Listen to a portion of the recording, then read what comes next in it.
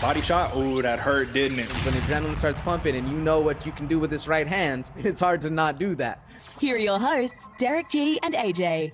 Welcome back to the best MMA show in town. What's going on, folks? My name is Derek G, and I am your host, and this is another episode of the Bloody Water Podcast, except today, we got a little bit of a special episode on our hands. Not only do we get to break down Edson Barboza versus Giga Chikadze, a super banger of a matchup in UFC Fight Night 196, but it's also the TUF 29 finale. That is the Ultimate Fighter, if you didn't know, if you haven't been watching the soap opera for men and all that good stuff, but it's going to be some banger of some fights going on. But before we talk about anything else, before I even introduce my co-host, I need to let you know that this episode is brought to you by The Bookie, your sharp sports betting friend that sends you an email each day full of free picks, tips, tools, and strategies that you need to know for the day's games. Literally this morning, I opened up my email, and what do you know? I got an email, the newsletter from The Bookie, letting me know about the A's versus Yankees matchups and all of that good stuff going on in the baseball world right now. Folks, I'm an MMA guy.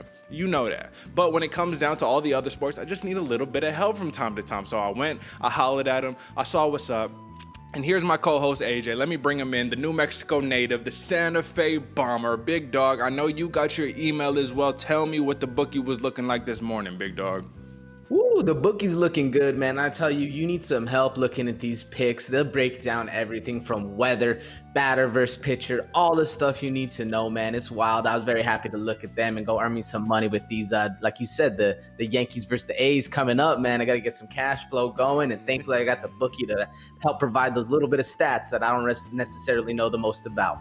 Exactly. And not only are you getting the stats, you're getting informative stats that are not going over your head. So folks, the bookie provides trends for each team, a record of the head-to-head meetings, and they give the educated predictions on the fights, or we do the fights, but they do the game. So you already know what time it is, folks. If you're a sports fan and you like to make money, head over to thebookie.co. That is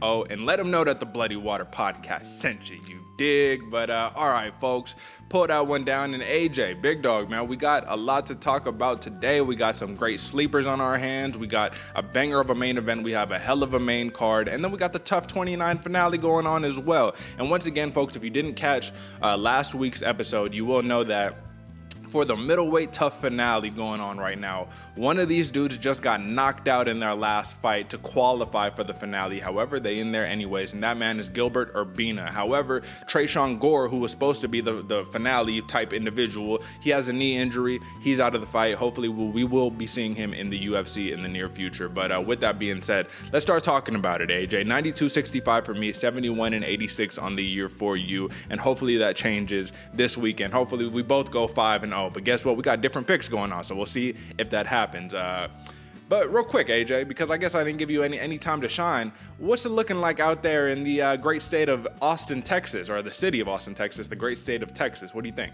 Woo, it's looking hot, humid.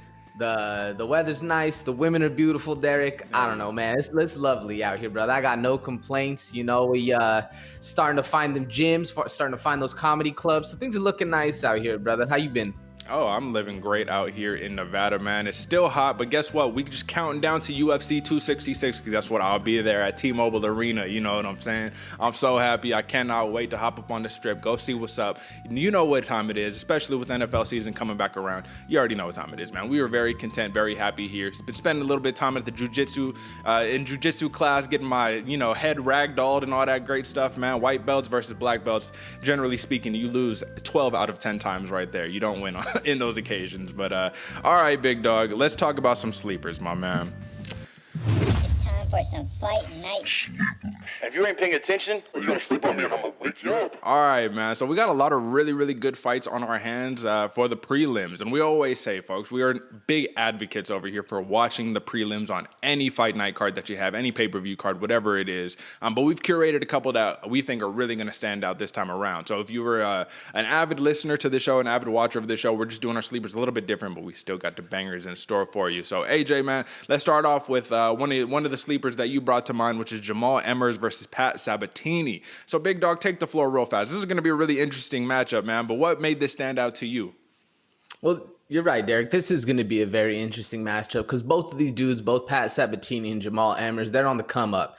But not only that, they're extremely, extremely talented. Pat Sabatini, he grew up a wrestler, and then transitioned to Brazilian Jiu-Jitsu, has a sneaky power in his left hand, great base, powerful hips. Homeboy is very talented all around, and he's so experienced that he knows how to use these talents, left, right, up, and down.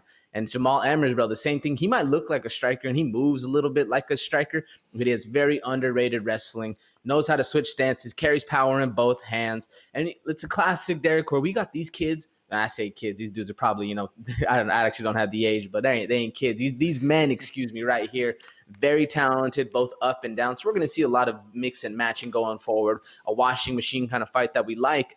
And being that these two are very good wrestlers, Derek, or at least one is more so kind of thought of as a wrestler, and Pat Sabatini, where Jamal Emmers, he's thought of more as a striker. Do you think we're going to be able to see Jamal Emmers come out and really establish a good wrestling game and really see or put his skills to shine on this one? Or are we going to see kind of a wrestling match only for Pat Sabatini? We're going to see some counter strikes. What do you think this one's going to end up being? Well, that is what I found this matchup to be really interesting. Like, that's what I found interesting about this matchup, is that Jamal Emmers is labeled as a striker, right? But this dude has real legit wrestling chops, man. We saw it in his fight against Giga Chikadze, which it's pretty impressive because, I mean, yeah, he's a kickboxer. He's not a wrestler guy, so it's not the hardest thing in the world probably to take him down.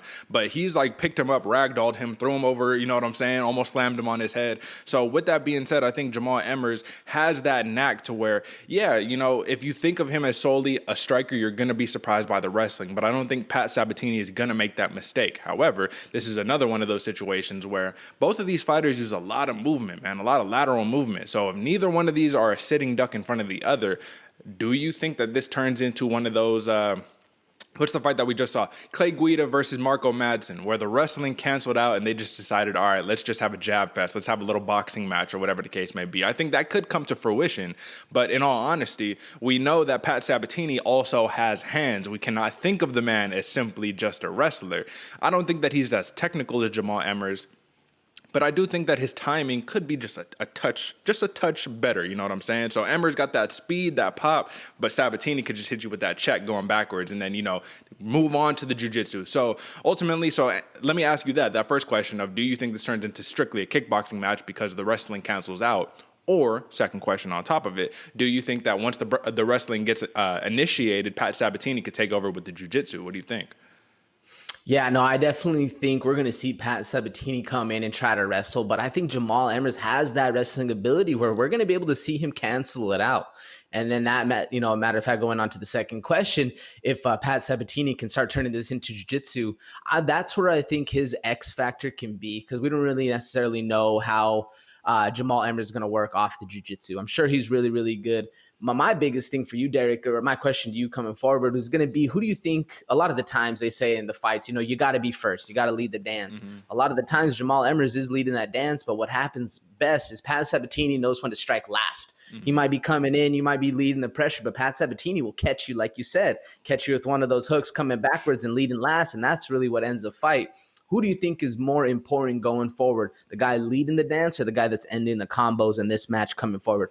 I think both of them can be just as good because both of these fighters could fight backwards and forward. So that's what's really special about this matchup, man. So I don't have a definitive answer right there, but I do think wherever the fight goes, somebody will be able to take advantage of the position. Ultimately, man, I can't give you a pick on who I have for this one because I do think it's a little bit back and forth. But if we're looking at the odds right now, because I will put that out there, Jamal Emmers is a minus 150 favorite over the plus 125 underdog in Pat Sabatini. And just seeing your face right there, I'm doing the same thing. I'm just like, I think Pat Sabatini should be the favorite. I think he's a dark horse, man. Yeah, he's a little shorter. He has a 70-inch reach as opposed to the 74-inch reach for Jamal Emmers. But nonetheless, man, I think that this is going to be a really, really fun matchup. And what it comes down to is the wrestling versus the jiu-jitsu, ultimately, man. And I'll tell you what, when Pat Sabatini takes your back, it's going to be a long night in the office, man. So this is going to be a banger, man. This is going to be a fun one. So, folks, definitely that's first big sleeper we got for you. Watch out for that one. Now, this next one is one that I'm really interested in because these are some big boys. These are chaotic fighters.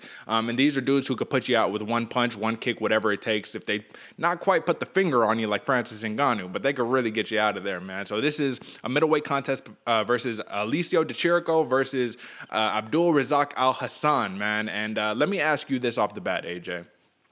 DeChirico is coming off of that huge KO win over Joaquin Buckley, right? And that was like a viral, big, sensational type thing. Getting Hiestand immediately after Buckley, that signals to me a little bit. It's like, okay, so does somebody not like Chirico, man? Why is he getting all these tough matchups, man? I don't know. What do you think off the bat? I mean, somebody, the matchmakers must absolutely hate Chirico or hate anyone from Italy, I believe he's from. Yeah, man, he's Italian.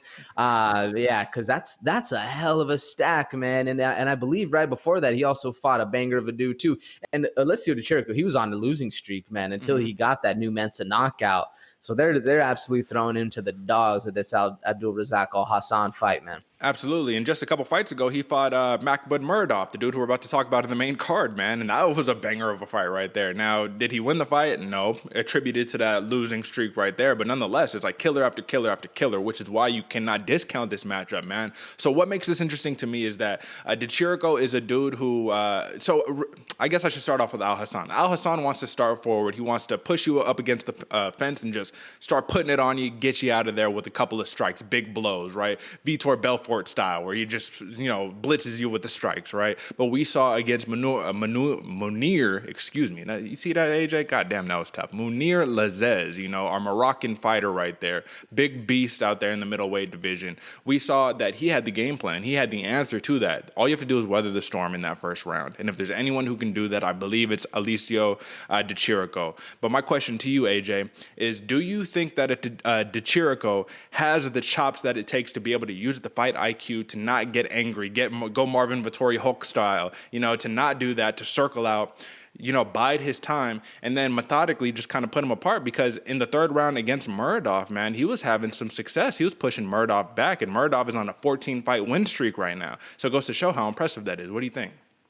Yeah, I agree. I definitely think he has the chops to do it, because one of the best things I like about Alessio Chirico is his timing. He knows exactly how to strike, especially in that Buckley knockout. He saw Buckley coming forward and cracked him just up. Yeah, exactly. Right on the counter. His timing is really perfect. And why I like this fight a lot going forward is because the timing of Chirico and the power of Hiestand literally make for a crazy KO finish, like combination, addition, math problem that we like seeing, man. I think one of the reasons why Abdulrazak Hiestand was knocked out so devastatingly against Chaos Williams in that fight was because he was coming forward, man. Hiestand has the power where he's always coming forward, just constantly bullheaded, keeping that pressure going forward. And Chaos Williams had that timing just to crack him on that chin and literally stiff him up to where we saw, like I said, that devastating KO. And I think Chirico has that exact same timing going forward. And that's my question to you, Derek. Do you think we're going to be able to see a crazy KO fight like this? Or is this going to be one of those barn burners where we're just watching a banger from round 1 to round 3 and it goes to the judges because neither of these guys can get each other out? What do you think? I honestly think that Chirico, he'll be able to weather the storm for Hiestand. He'll be able to eat some of those big shots, but I think when the tide really turns is when he decides, I'm not going to be dumb. I'm not going to get into a firefight. I'm going to slam him on his back, and I'm going to keep him there. So I think the first 2 rounds could be really, really back and forth, really competitive like that. But comes like the second half of round 2 and round 3, I think that he'll do the same thing that I believe it was Munir Lazez did, and he just slammed him down and held him there, man, because Hiestand, really powerful when he's on his feet, not so much when he's on his back, man. I'll tell you, the man got tree trunk legs. Like, his shorts are like ripping because they could barely stay onto those thighs, man. So you definitely don't want to get kicked by that, man. You don't want to get hit by that, man. And I think that, he's the bigger, longer fighter, you know what I'm saying? So he should be able to utilize some of that as well. But it'll be a really, really interesting matchup, especially because both of these dudes can knock your lights out with one punch. Like we said, one punch, one kick, whatever it takes, it does not matter. The last thing that I do need to say about this one, man, is that Alessio Chirico, coming from that losing streak that you were talking about to just getting that big win over Joaquin Buckley, like if he can kind of string a couple good wins together, man, he's just had a really tough opposition. So I can see him making some noise in this 185-pound division. Nonetheless, AJ, let me just tell you the odds, and I want to know what you think about this, because this is a little surprising to me. Minus 240 favorite is Alessio Chirico with a plus 200 comeback for Abdulrazak Hiestand. What do you think about that? That's interesting, man. These odd makers are pulling some moves. They must got some inside depth, man. That's interesting to me. I definitely have Hiestand as the one that kind of has the more steam going forward. It feels like Alessio Di Chirico kind of is a name that falls by the wayside, but that's an interesting odds on that one. I absolutely agree, man. So this goes to show either they know something that we don't, or listen, maybe Di Chirico coming off that knockout just boosted up his stock like crazy. But folks, maybe we shouldn't have started off with the sleepers with the tongue twister names. But now that we got those ones in the book, I think that we can move on to the main card. But before we do that, folks, drop a like, subscribe. BloodyWaterPodcast.com is the hub, the home where you can find just about everything related to our podcast, to our content. Where if you want to go check out the YouTube channel, you can. If you're an Apple Podcast type of person, we got the links there. Hit us up on Twitter. Hit us up on Instagram. Drop a like, comment, all the good stuff. You know what time it is, folks. But let's break down some main card, AJ. That's what we do best, big dog. Here's to another main card breakdown, courtesy of your hosts, Derek G and AJ. And folks, if you're listening, you don't see what is popped up on the screen, AJ, and I know you might be surprised because I didn't tell you about this, but I actually wanted to start off with one of the biggest events happening this weekend, and it's unfortunate that I know a couple weeks back, we were like, man, we don't even want to cover stuff like this, you know what I'm saying? This is a mockery, this is a parody of what the fight game is, but this is what gets the eyes, this is what gets the numbers, and this is what gets money in people's pockets, man. This is what's making legitimate multiple-time champions in the UFC, in the greatest mixed martial arts promotion in the world, say, all right, let me go fight this YouTube kid so I can actually make a payday, man, because I didn't get it in the UFC. So, Jake Paul versus Tyron Woodley takes place this Sunday, AJ, and first off, I like that this Triller matchup, or I don't even know if this is Triller, but these like YouTuber, this is actually Showtime. This is Showtime here, but I like how these like YouTube boxing matchups, they're like, you know what, instead of trying to compete with people on a Friday or on a Saturday, we're just going to make our own little thing on a Sunday, you know what I mean? I think it's very smart for them to do it that way because it's Sunday, people are chilling, they need something to watch, and this is entertainment at its finest. Regardless if it's a good fight or not, it's entertaining to see the YouTube guy versus the MMA guy, and let's see, may the best man win. Now, there's been a lot of talk about how Jake Paul is a real boxer and how he's been really training with real boxers who haven't been giving him respect, so he's actually getting the work in there. And Tyron Woodley only got the big right hand. That's all he got. He's going to tire out. He's going to get knocked out by Jake Paul. That's the word on the street, AJ. Now, we're MMA people over here, right? You know, we're fans of the combat sports, of the martial arts. My question to you, and I know this is already going to be biased off the bat because of our perspective on this thing, but we saw what Jake Paul did to Ben Askren, man. Obviously, Ben Askren's a wrestler. He's not a striker, but it's impressive nonetheless. We cannot disagree with that. What do you think the chances of him knocking out Tyron Woodley, the man who I believe has only been finished like twice in his entire professional MMA career by real killers, Colby Covington and one other individual back in the day, man. Nate Marquardt, I think, was the other person to finish him, who was a savage, a killer. What do you think the odds are of Jake Paul pulling off the knockout in this weekend? Ooh, astronomical, Derek. I think the only way Jake Paul gets his KO is because T Wood goes out like the Ben Askren just to cash a paycheck and just hit me one time, brother, I'm going down. Jokes aside, I really do think Jake Paul, he's actually, he's proven to be a tough guy. I don't necessarily know if he's a big, strong fighter, a legit boxer. We'll see coming with this fight going forward. But he is a tough guy, and he is willing to step in there with some dudes. So he does deserve a little bit of respect going forward on that one. But as far as if he can knock out Tyron Woodley, man, I'm giving it, I'd say 1 out of 100 fights. Maybe he gets that knockout, man. Because T Wood, he is very hard to get out of there unless you're going to put the wrestling or you're going to put the the control and the dominance on him. But what do you think? Do you think Jake Paul gets a KO on this one? Listen, man. At this point, I've come to figure out with this Jake Paul dude that anything is possible, man. Like we cannot rule anything out. Because I looked so crazy talking about Ben Askren, man. Come on, the experience. If he couldn't get knocked out by Robbie Lawler, what makes you think he's going to get knocked out by Jake Paul until he just takes a one-hitter quitter and hit the mat, bro? So anything can happen with this dude, but the thing that is smart that you have to give credit for Jake Paul is that he's choosing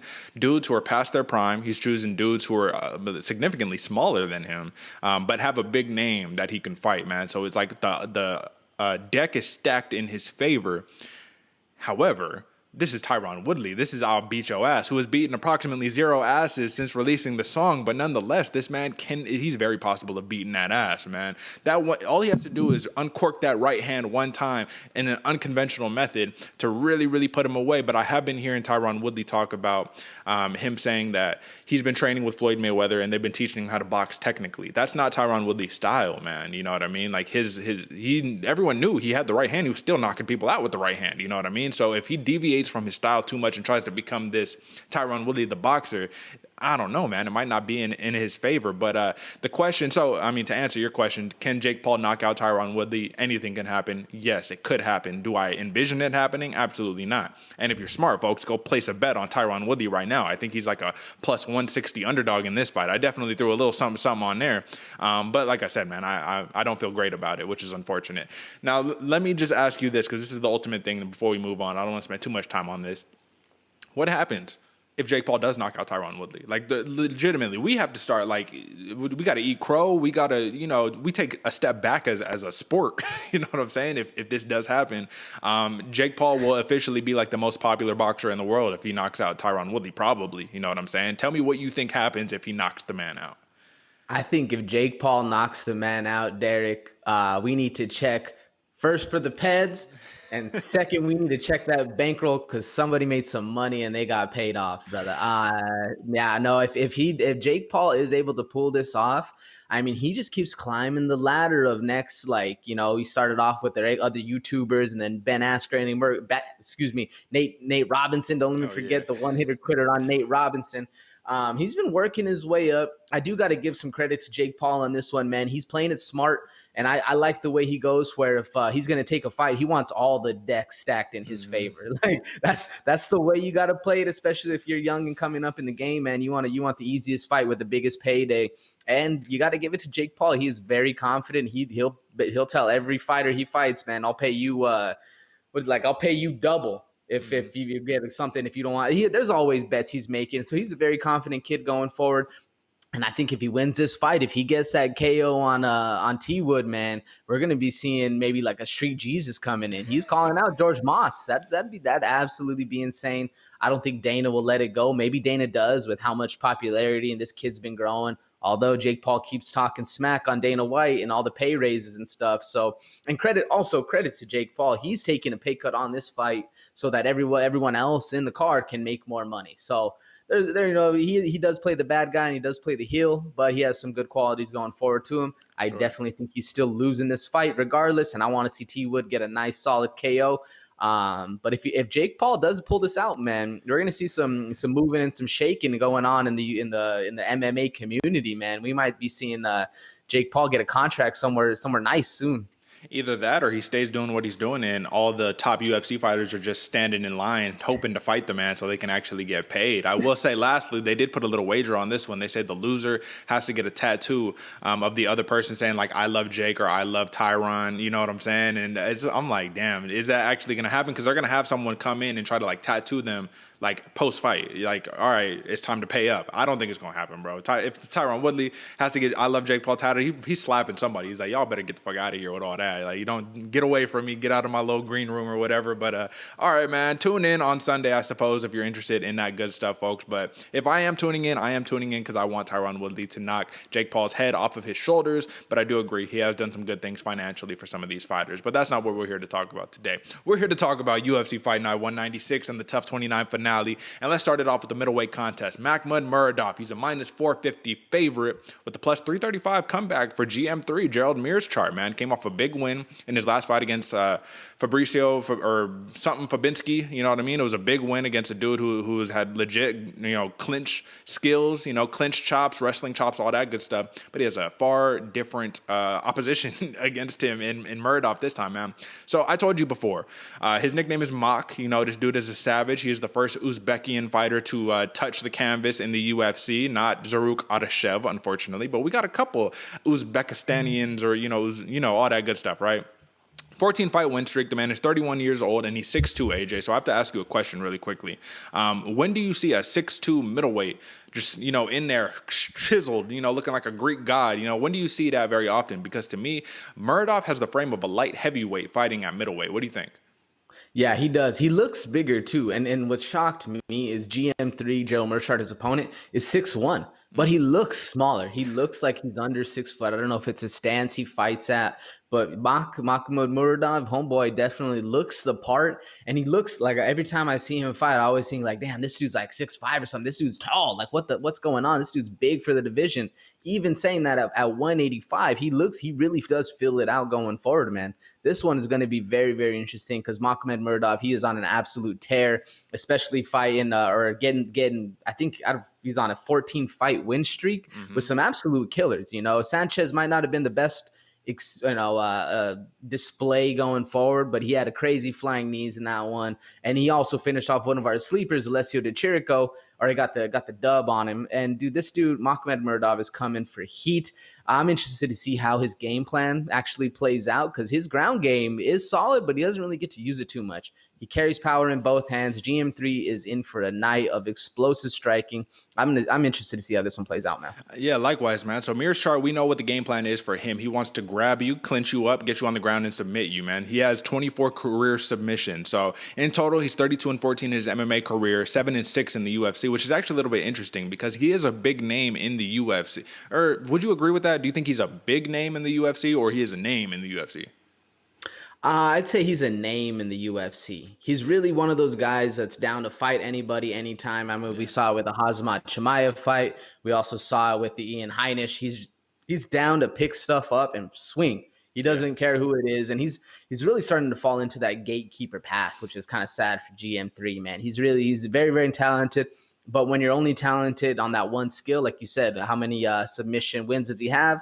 He's kind of a one-trick pony going forward, man. To a degree. So you definitely have to be careful because you do need to watch out for the explosive striking of Makhmud Muradov. But one thing that we did see in the Alessio De Chirico fight is that if you can get him to second half of the second round, get into that third round, Muradov, though he is technical throughout the whole fight, he gets a little less technical as the fight goes on, obviously, as he gets tired and whatnot. But if you can get him pushed up against the fence, man, that is GM3's recipe for victory right there because all you need to do is try to clinch him up and get him on the ground. However, it's easier said than done because Muradov has 100% takedown defense in the UFC. I don't know about all his other fights, but in the UFC, he has not been able to get his back on the ground and an opponent has not been able to keep him there. So that's what's interesting because for Muradov, man, I think one thing that is interesting about him that maybe he needs to work on a little bit, and obviously, who am I? I'm just saying this because I want him to have prolonged success in the UFC. But at maximum, he caps off at like 3 punches or 2 punches and a kick for a combination, right? Everything is 1-2 or just one, and then sometimes you get the 1-2 and then a kick. You know what I'm saying? And obviously, as a middleweight who looks like a light heavyweight to me, that is kind of to be expected. He's not the fastest guy in the middleweight division, but you can get you can get timed if that's just what you're doing constantly. 1-2, 1-2, 1-2. Now, Muradov, one thing I like about him, AJ, is that every time he gets cracked, he's always looking, no, that wasn't me. I didn't get hit, even though he just gets clearly cracked, He has a really good chin and he rolls with his punches very well. And as we saw in that Khamzat Chimaev fight, GM3's chin seems to be waning just a little bit, man. So whether it's a flying knee or whether it's a roundhouse kick out of nowhere or, one of those, I'm going to shoot for the takedown and then I'm just going to throw the head kick over the top, whether it's any of those crazy strikes that Muradov throws, do you think that a knockout comes in this fight? I think it definitely has a chance. Muradov, man, he has this crazy style where he loves to blitz in, and if he's able to catch GM3 where he's shooting under and he catches him with the knee going up the middle, I think we're very easily going to see a knockout coming forward. And especially because Muradov, man, he does wane a little bit as the rounds go on, but he still carries power all that way throughout the entire fight. I mean, he was able to finish Trevor Smith with an overhand right in round 3, and he has a couple late round finishes all throughout his whole career. So I definitely think we could see a KO coming forward from this fight. But to me, honestly, what it all depends on is how GM3 shows up that day of the fight. He's really, what I've noticed anyway, he's really one of those fighters where either he's on and it's his night or it's not.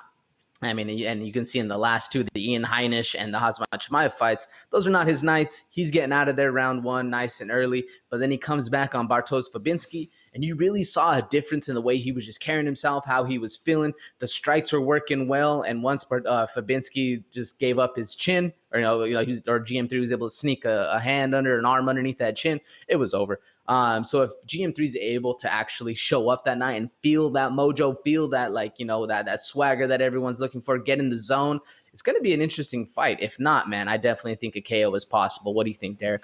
I mean, I think that's the most likely outcome for Muradov to win. However, for Mearschart, it's like we always say it with the grapplers, man. It's like you got to have some type of favoring for the grapplers, because all it takes is just one sweep. All it takes is they throw the big overhand right and they just shoot the double underneath. You know what I mean? Like, that's all it takes.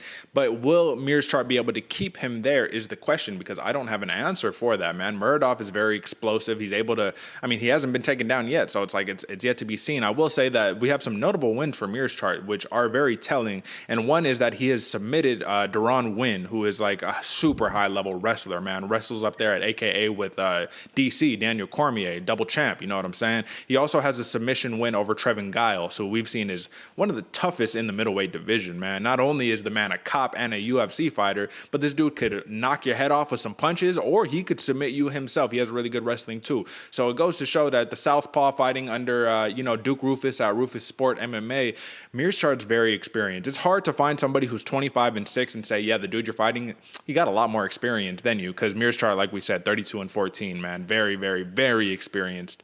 Ultimately, AJ, when you're Makhmud Muradov and you have 17 of your victories coming from knockout, you're used to getting the job done with the finish. What are the odds, AJ? Just like, in all honesty, before we just give our picks on this, what are the odds that this fight goes all 3 rounds and it does not involve Mearschart just holding him on the ground the entire time? I know we talked about, like, yeah, KO could happen, but also Mearschart, I mean, when you have the experience, you kind of know how to get out the way and not put yourself in those dangerous positions. Do you think that's going to, or like there's a possibility? What are the odds on that? I don't think this fight goes to a decision, Derek. I'm saying 2 out of 10 fights. If there's 10 fights, 2 of them go to a decision with this one.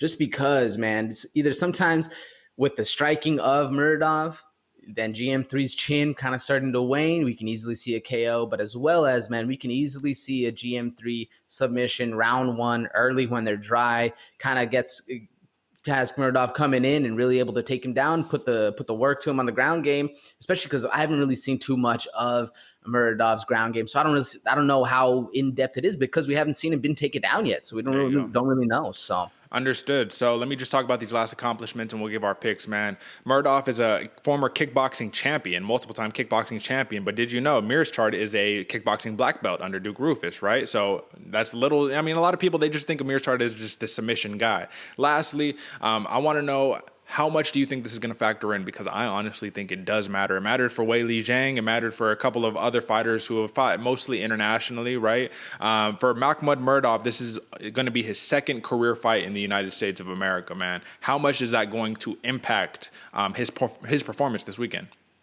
I think it actually does make a big difference, man. There's a crazy feeling when you're standing in the middle of the ring and you hear the ground shaking, USA, USA, and everyone's against you. You've been booed the whole way up. People are talking shit to you. You barely speak the language. I forget how fluent Makhmud Muradov is in English, but either way, man, when you're the underdog and you're the guy coming in on homie's territory, it makes a mental deficit or a mental game plan going in where you're kind of just on edge. It either could be, it lights a fire under your ass and actually kind of gets you wanting to be the heel, or, it kind of takes you away, kind of like how we saw Weili Zhang, where she was like waving and throwing up hearts and stuff, but everyone was booing her. She didn't know how to react. So it could be the same thing going forward. I definitely think it makes a big deal going into when you're the opposite team, when you're the away team coming in. Sometimes they say it doesn't really matter, but I do think it does, man. Yeah, no, I would absolutely agree with you, man. However, this is going to be at the Apex, so it could be one of those situations. They've been having little tiny crowds at the Apex, like little baby ones, you know what I'm saying? But it could also come into a factor on that one. Either way, man, let's give our picks. Who do you got for this one? Man, this one is a coin toss for me, Derek. Like I said before, it really all depends for me on how GM3 shows up. If he shows up and it's his night, we're going to see a crazy fight. If not, well, it is what it is. But personally, me, I do think GM3 is going to show up. I'm going Gerald Meerschaert with a KO or submission. I definitely think it's going to be more of a submission, though. Round 1. Who you got, Derek, and why?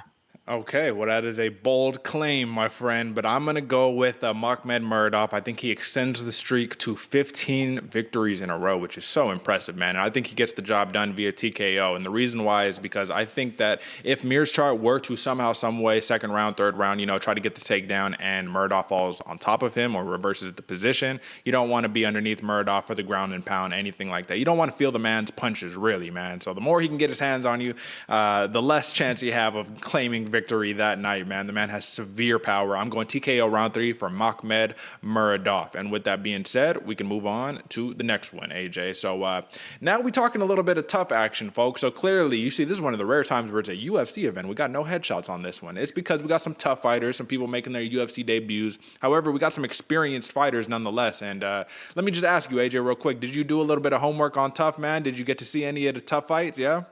I did, brother. I did. I actually I saw that it was the TUF finale. So I didn't watch all the soap opera. I won't lie to you. I didn't watch, every single episode. But what I did do was pick on the episode and then go right to the end, watch the fights going forward. I know I missed some good stuff, some back and forth between the fighters and between the coaches and stuff. But, not necessarily my jam on that soap opera mix. Although it did look like there was a lot of fun going back and forth. So I will say that. But I was able to watch all the episodes. And it was an interesting one, man. I had a lot of favorites going in that didn't really do so hot. There's a lot of non-favorites that were looking real good. Yeah. And a lot of the what crazy to me is a lot of the people the coaches picked in the beginning didn't really do that hot. There was a lot of them there. They were saying like, oh, this guy, he's in his own world, like whatever. And he did pretty damn well. Yeah, man, it's kind of like the Kelvin Gastelum situation, right? Where I think he was like picked last or whatever, and now he's one of the most legit fighters coming out of the middleweight division in the UFC. But let me just catch you up really quick, folks. If you haven't been watching TUF, so Andre Petrovsky, he was like the number 1 pick for Team Ortega, going into TUF 29, right? And Michael Gilmore, he's actually a late replacement. So what that means is that one of the fighters, I believe it was on Team Ortega, I don't remember his name off the top of my head, but he suffered an injury and he couldn't continue, and basically that just put him out. So they needed a replacement. Michael Gilmore, this was a dude who was trying to get onto TUF. He didn't make it initially. However, he stayed in Vegas just in case somebody fell out. And that's what happens when opportunity meets preparation. So he gets in, he gets his first fight, he gets submitted in like 30 seconds. It was a quick night at the office. So Michael Gilmore has a lot of experience. He has fought a couple of some names, something like that in the regional scene, but nonetheless, very unimpressive showing for him on the Ultimate Fighter. And now we're going against the number 1 dude, or the supposed, number 1 dude going into TUF versus Michael Gilmore, the late replacement on TUF. It's kind of skewed odds, and you can see that for a reason, folks. So that's your little bit of catch up for this matchup specifically. Minus 400 is Andre Petrovsky, plus 300 is Michael Gilmore. And unfortunately, folks, because I can't, even when you pull it up on Tapology or none of that stuff, it doesn't have like the TUF, I keep saying TUF, that's mean Ultimate Fighter. It doesn't have the Ultimate Fighter like little exhibition bouts that they've had on there, but they have just their regular record. Nonetheless, for Andre Petrovsky, the man is a wrestler, man. He doesn't have the greatest striking in the world, but the man can wrestle, and that's basically his game plan. He says, I'm going to walk forward, I'm going to wrestle you up, and there's nothing you can do about it. Where Michael Gilmore is a little more of a balanced fighter. He's got a little bit of wrestling, a little bit of jiu-jitsu, a little bit of striking, but he's overall what I would consider a balanced fighter. Now, there's not going to be as much to talk about in these matchups, clearly, AJ, because they don't have that much experience. But I will say that for Andre Petrovsky, who is a former regional champ with 2 defenses, he has 1 fight in the LFA, pretty impressive, and he has a 7-1 amateur record. So that means he has 14 total fights. That's pretty experienced for a dude making their UFC debut, right? Oh, yeah, and he does fight like it, too. Petrovsky walks in there with a lot of confidence. He knows exactly the game plan. I love the quote that Team Ortega had where it's like, yo, the first fight was Andre Petrovsky versus their first pick or something like that. Where it's like, yo, he doesn't have any submission finishes. You want to go finish this dude? It's like, let's get it. Petrovsky, he does have a lot of experience going forward. But my biggest thing against him, and this is actually the dude I picked to go all the way from the very beginning in the first one. He just looks like an absolute bruiser. But he gasses out carrying all that muscle. He gasses out pretty quick. And I think it was either the the battle fight or the Urbina fight, where I forgot which one he had, where he gassed out and got beat up. It was the Brian battle fight, and he got beat up. It was pretty good show on the other side. But Petrovsky, he looks the part, man, and he definitely comes in with the experience for it. Yeah, man, that was one of those things where I was like, okay, Petrovsky is going to come in here. He's going to steamroll the guy because Battle was like the last pick on of Team Volkanovski, right? So it was another one of those like Cinderella stories. But I was like, all right, Petrovsky, he's going to steamroll the dude, and that's what happens, man. Cardio or fatigue. Right? Conditioning fatigue, that makes a coward of all men, right? And that goes to show for Andre Petrovsky as well. But I did just kind of want to point out, because the man is 30 years old, but Michael Gilmore, he's 34 years old. He actually has an 8-2 amateur record, so he has 19 total fights. So he actually has more experience than Petrovsky, which is really, really interesting. And guess what, AJ? The man also has a win over Chaos Williams in the amateurs. Doesn't mean as much because it's in the amateurs, but nonetheless, a win over Chaos Williams, who is now doing his thing in the UFC, is very, very impressive. Ultimately, man, the gentleman, Michael Gilmore, that is his nickname. I like the nickname, you know what I mean? He has a tough task in front of him because he got taken down really easily in his last fight on TUF, and I think that we're going to see a lot more of the same. But the question is going to come, you already brought it up. Do you think Andre Petrovsky, since losing that, I mean, this is an emotional thing for these dudes. You know, they're really trying to make it onto the UFC scene. Do you believe that taking that loss in TUF is going to motivate him even more to make sure that cardio is right, or at least to pace himself out a little bit and not gas himself out, not use as much energy in the very beginning? Do you think he will have learned the lesson from the heartbreak that it was that defeat on TUF? And now, because this is not a TUF type fight, man, this is literally just a UFC fight. You know what I'm saying? What do you think? Do you think that happens or not? Yeah, I do. I definitely think it happens, especially because, like you said, it's a UFC fight now. They're on a big stage. Everything's being televised. Even though it's a baby crowd, there's still a crowd there. And definitely, once you take those L's and you get pretty dominated by the guy you were supposed to dominate. And they had a weird thing in the Andre Petrovsky Brian battle fight where they went to replay because Petrovsky was talking about a headbutt. It's a headbutt that cut him. And they went to replay and they showed a knee that didn't hit anywhere near what they were talking about. And they're like, no, it wasn't a headbutt, it was a knee.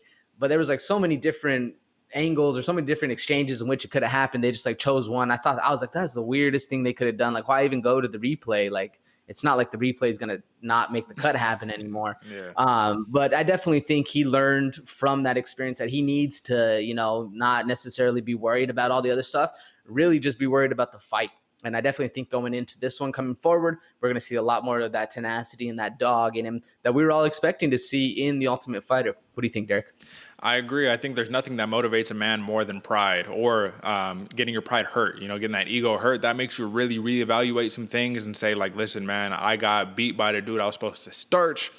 And that's a problem, especially because they was exchanging a couple of harsh words. I think Battle was like, oh, see, you little bitch. I told you I didn't fucking, it was like that. And it's like that's nationally televised, man. This is on ESPN. So hopefully he comes back and he comes back with a vengeance. But Michael Gilmore is no slouch. The man got experience. So ultimately, with this being said, I do think Michael Gilmore is a little bit, the number might be a little too high with that plus 300. I think it should be a little bit closer, given that we have seen Petrovsky has the cardio issues. But then again, Michael Gilmore is kind of the dark horse because we just haven't seen much. We saw 30 seconds of him fight, and that's it. So we'll see what happens. I need to see a little more film because the man he's a big striker. When it comes to the feet, I think he has the edge on the feet for sure. But give me your pick on this one, AJ. Yeah, I'm going Petrovsky KO round 1. I'm going an early fight on this one. It might even be a submission, TKO submission, whatever you want to say, round 1. And it's just rough for Gilmore because he is coming in late, and on his last late replacement fight, came in on 2 days' notice, got choked out in 30 seconds. So I definitely think the game plan for Petrovsky is get this dude on the ground, put the belt to him, and just get the work in. I'm going Petrovsky KO submission round 1. Who you got, Derek, and why? Okay, so I agree with you on the pick, but I don't agree on the methodology. I think Petrovsky does get the job done. I think he'll be able to overwhelm Gilmore with his wrestling, but I do think Gilmore on a full camp, not a 2 days notice, let me get in there and just see what happens. I think he'll be much more prepared, especially because these dudes have all been watching each other fight. You know what I'm saying? So you have that, like, you see, like, okay, this is what he does good. This is where we need to attack. You got a game plan catered to this person specifically. I think Petrovsky gets the job done via unanimous decision. He just wrestles him up. I don't think he'll be able to get the knockout on Gilmore, man. I think Gilmore's a little too experienced. But all right, right on, man. So we move on to the next one. So this is a weird bout lineup, man, but I like to see it. We got Kevin, the Motown Phenom Lee, facing off against D-Rod, Daniel Rodriguez. This is a welterweight contest, which is very important, AJ, because Kevin Lee is not a natural welterweight. However, minus 150 favorite is Kevin Lee with the plus 125 comeback against D-Rod. AJ, man, all love to Kevin Lee. You know we're big fans of him on this show, but when are they going to stop disrespecting D-Rod, man?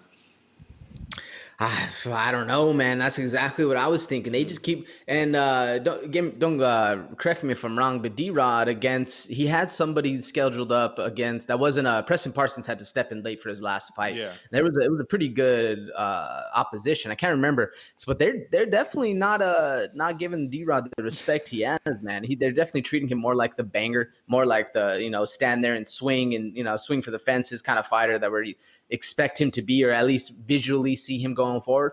But this dude's talented all around, man. It's crazy that he's always seems to be the underdog, or kind of shunned to the side. What do you think, Derek? Well, that person he was supposed to fight was Abu Bakar Nurmagomedov, actually, and Preston Parsons had to step in as a last minute replacement. And he got handled, he got worked. You know what I'm saying? But D-Rod, he made the claim, AJ, that Kevin Lee is just another wrestler who is gonna start shooting in once he gets tired and I start putting it on him, once I start working him. And Kevin Lee, I think he deserves a little more respect, man, because this is a dude who is an absolute savage, man. This is a dude who has notable wins over Gregor Gillespie, right? He knocked him out in the first round, head kicked his head off of his shoulders. He got a win over Edson Barboza. Oh, that's crazy right there. A win over Michael Chiesa after he talked about Chiesa's mom, and Chiesa was all like, "Don't you ever talk about my mom. I'll slap the shit out you right now." And then to get submitted in the first round after that, little embarrassing, I will say, but that is a big win for Kevin Lee.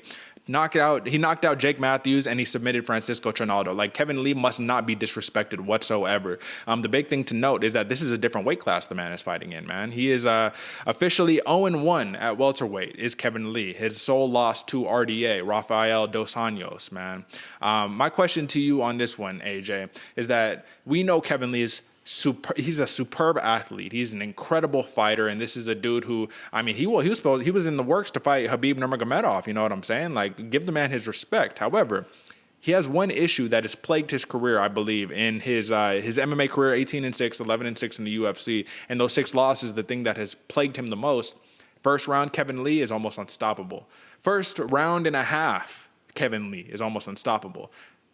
Rounds, 2.5 to the end of the fight, it starts turning into a little bit of a different story right there. That's when the shots get a little more labored. That's when the hands get low. That's when the footwork isn't quite as impeccable. That's when D-Rod can take over, man, because this dude does not get tired. His hands are going always. His volume is incredible. Literally 8 significant strikes landed per minute at almost a 50% clip. The later rounds is where D-Rod gets very, very dangerous, man. But Kevin Lee can do anything in that first round. So let me ask you this, AJ. Kevin Lee also, he hasn't fought in a little bit, right? His last fight was a loss to the current 155-pound champion, Charles Oliveira. He got submitted in the 3rd round. But do you think welterweight version of Kevin Lee is going to be able to provide a different look to Daniel Rodriguez, something that he's not used to, especially in the wrestling department? I definitely think so. And all credit to TriStar, really. I think they're the reason that Kevin Lee has been able to make this change going forward. And I think one of the biggest problems Kevin Lee had in his Charles Oliveira fight, the skills were there. The skills were there. Everything was looking good. He was matching. They were rolling on the ground. He was looking very impressive. But Charles Oliveira had the power advantage. He was really cracking Kevin Lee, and Kevin Lee would try to crack him back, but it was just he was pillow fisting him, and he wasn't able to actually get the respect, get the damage that he was, used to seeing.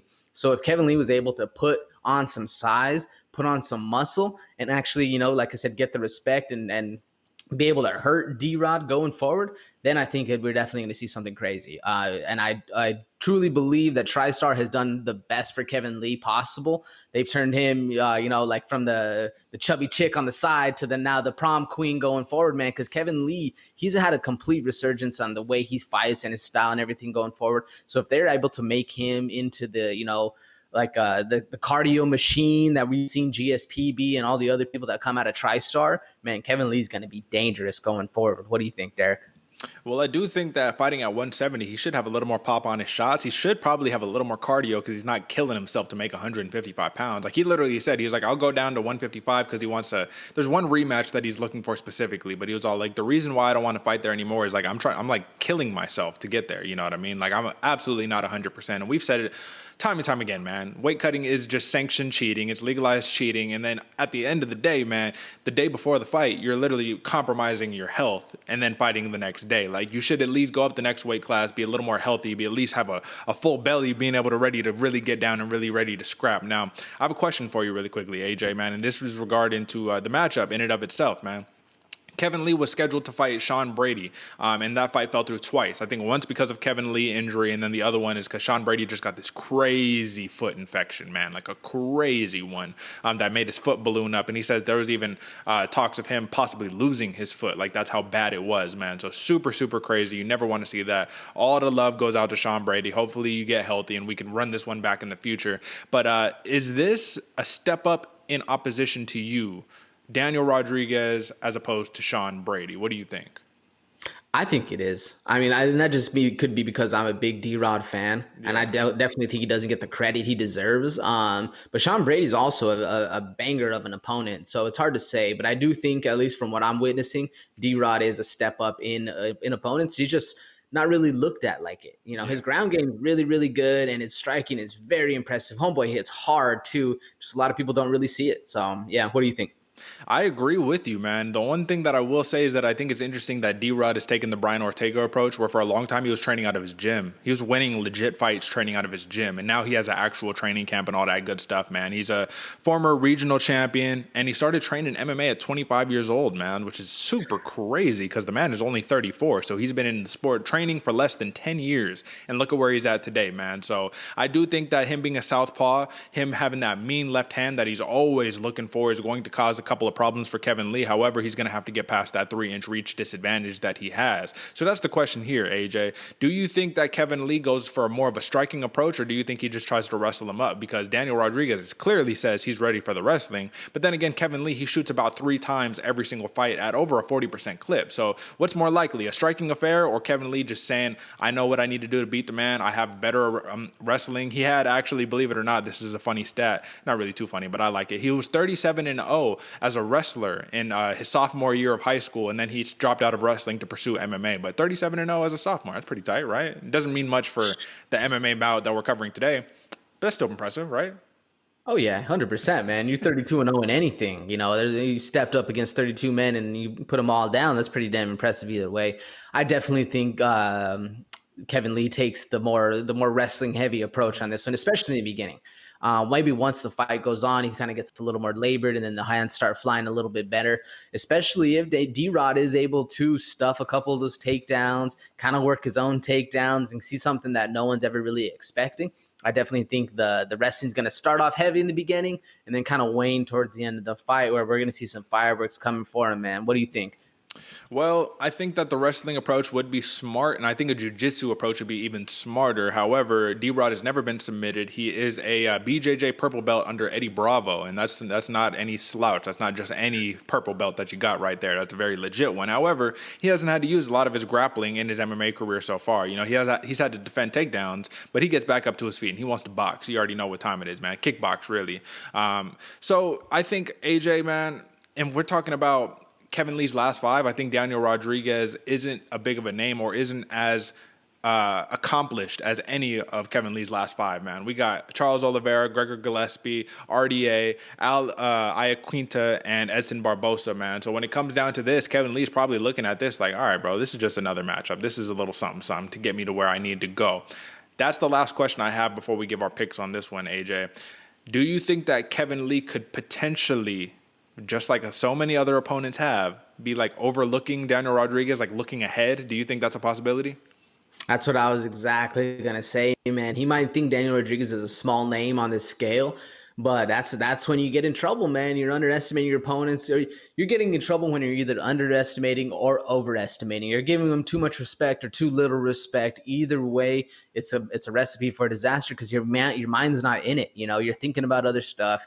And I definitely think that's where Kevin Lee kind of seemed to get his worst battles in, is when he's really thinking about other stuff. He's kind of thinking forward. It's not in his last fight. In his last fight, he just got outclassed, but in a lot of the other fights in previous, especially the RDA, the Ally Quinto fight for sure, he definitely starts to look at other people like, I'm better than these dudes. I'm not worried about him at all. And you do that to D-Rod, man, he's going to sleep you with that power left, man. Do you think Kevin Lee's underestimating him, or is he actually dialed in for this fight? Oh, I took you off the screen too early. Apologies, big dog. But to answer your question, man, I do think Kevin Lee could be overlooking him just a little bit, especially because he's trying to do whatever he can to kind of fast track himself up and say, I want to fight for gold, man. That's what he's looking for specifically. So I think everybody discounts Daniel Rodriguez. However, you have to take note on the run that he's been on, man. He's 5-1 in the UFC, arguably 6-0, because a lot of people think that he won the Nicholas Dalby fight. I think you kind of in that camp too as well, right? But ultimately, man, the man's never been knocked out. He's never been submitted, and he's only lost via decision. So I think Kevin Lee is going to have to be prepared for a long night, a decision affair, even if it goes down all 3 rounds. Give me your take before we give our picks on the odds on this one. Do you think Kevin Lee should be a minus 150 favorite in this fight? I think this one's a little more justified. Kevin Lee, especially coming off of just fighting the champ at 155, he definitely has the name recognition going for him. And he's not the Kevin Lee of yesteryear that we're used to seeing, man. Homeboy is a lot more dangerous going forward. So I'm not as upset on the odds on this one going forward, but I do think that, D-Rod starts to get a little bit more respect with the win on this one coming up. Yeah, I personally, I think that this should be more of like a minus 115, minus 105 type, almost pick 'em type situation, just because of the tape on D-Rod, man. It goes to show the man is very game. I will say D-Rod, he outstrikes Kevin Lee by about 5 significant strikes landed per minute. He outlands him. He throws at a better clip in terms of his percentage at 56% as opposed to 51, and 83% takedown defense for Daniel Rodriguez. So we'll see where that comes into play. But give me your pick on this one, AJ. Who do you got and why? Man, this one's a really interesting fight. Another coin toss for me, to be honest, man. I'm really excited for this one coming up. But I got Daniel Rodriguez by decision. I do think Kevin Lee's going to be able to take him down, but I don't think he's going to be able to hold D-Rod down. And we're going to see some hands going in the second and the third round. And if this one does stay standing, man, picture fight of the night, because this is going to be an absolute banger of a match. I got Daniel Rodriguez by decision.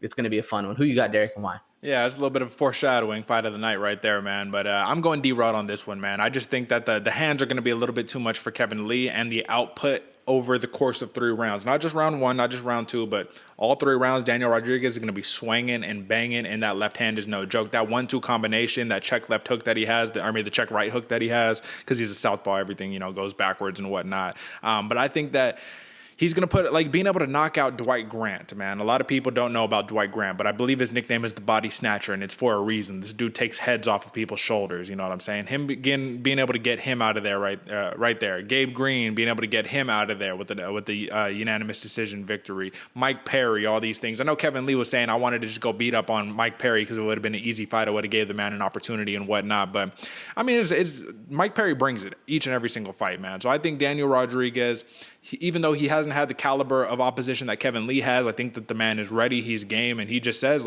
he's just waiting for the calls from Dana White. He's like, I just want these big fights, man. He's like, I will take care of whoever you need me to take care of. I just want those big name fights, and I think he's finally getting it right here with Kevin Lee. After this fight, folks, I think Daniel Rodriguez, you're not going to see a plus next to his name in his next fight, I personally believe. Daniel Rodriguez via decision. That's who I got on that one, AJ. And before we move on to the next half of this main card, folks, drop a like, subscribe, hit us up on YouTube, drop some comments, but most importantly, hit the yellow notification icon so you don't have to hit us up in regards to when the episode is. You will know it because it'll go straight to the YouTube. As soon as you pop open youtube.com, it'll be, new episode from the Bloody Water Podcast. Click on that G thing, you drop a like, you comment, and we rocking and rolling, getting some money right for the weekend. Whatever it is, whether it's the Jake Paul, Tyron, Woodley, or it's the Edson Barboza, Giga Chikadze. And folks, if you've been watching our show for quite some time, we've been making a name out of Giga Chikadze for quite some time. This ain't nothing new to us. Now he's finally headlining where he belongs. Am I right, AJ? Oh, you hit the nail on the head, Derek. We've been shouting Giga's name for, I don't know, man, at least 3, 4, 5 fights. I forgot how it is, man. But yeah, you better pay attention because these ones we're talking about in the beginning of the show always make their name or make their way to the end of it where they're highlighting the main card and you can win some money going forward, man. Absolutely. So this is a program where we highlight under the radar sleeper type fighters before they blow up, man. So if you want to know about who the next generation of big names are going to be, you watch our show. You know what time it is. But all right, let's move on to the next one, man. So we're back. We're back to the tough finale, but this is actually a tough finale right here. This is Ultimate Fighter written all over it. And this dude, Ricky Turcios, man, former Dana White Contender Series alum.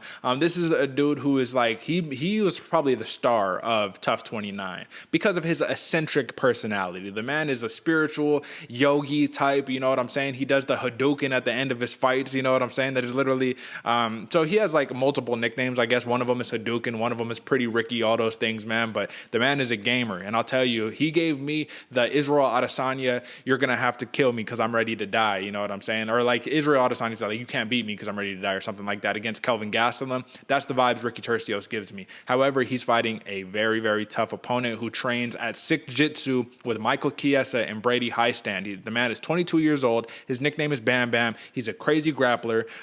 Listen, man, tell me what you got, just your impressions from your little film study watching on TUF 29 for these two fighters. Man, we got a dog fight on our hands. That's what I got, man.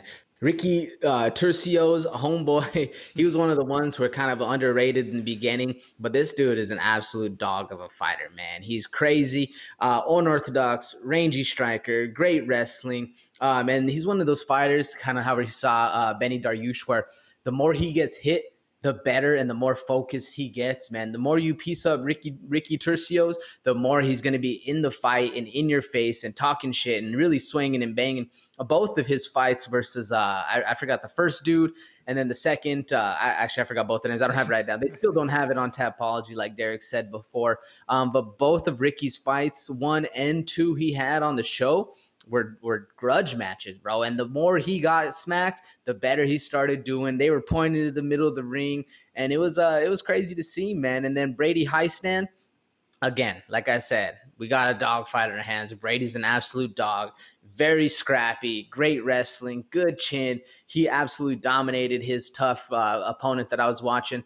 And man, it was this one's going to be a hell of a fight, especially because Brady Hiestand is training out of like you said, a Sick Jitsu, a crazy camp going forward with Michael Chiesa. This one's going to be fun, man. These two dudes are little spitballs. They are crazy scrappy, and it's going to be a great time, especially if Ricky, the one thing I did notice on Ricky, he does start to wane a little bit. That gas tank does, because he fights with such a passion. He does kind of put a little bit more than he probably should into the effort tank, therefore draining his gas tank. But you can't count this dude out, man. This dude's absolute savage, beginning to the end. Even if he's tired, he's still willing to stand in the middle and trade or go up and down in the washing machine. It doesn't matter. This one's going to be a lot of fun, Derek. What do you think? What was your big takeaways from watching these dudes? Well, from Ricky Turcios specifically, indomitable spirit, man. I think that's something he even says on the show. That is what the man represents in totality. The man has a truly indomitable will. He is there for blood, guts, and glory, man. Like, he is the definition of like a gladiator style fighter, in my opinion. However, I agree. He's a little reckless, man. And he does say his style, you ask him, he's not a kickboxer, not a boxer, he's not a wrestler, he's a freestyle fighter. And I like that. However, with that comes a whole set of problems that other people can figure out. And it's because, yeah, you're unorthodox, you're chaotic, so it's hard to kind of figure out fundamentally how to counter some of these things. But then again, you have holes because you're not sticking to one discipline. You're not technical in one style. So with that being said, man, I think Turcios is going to pose a lot of problems in terms of, let me see how I can describe this.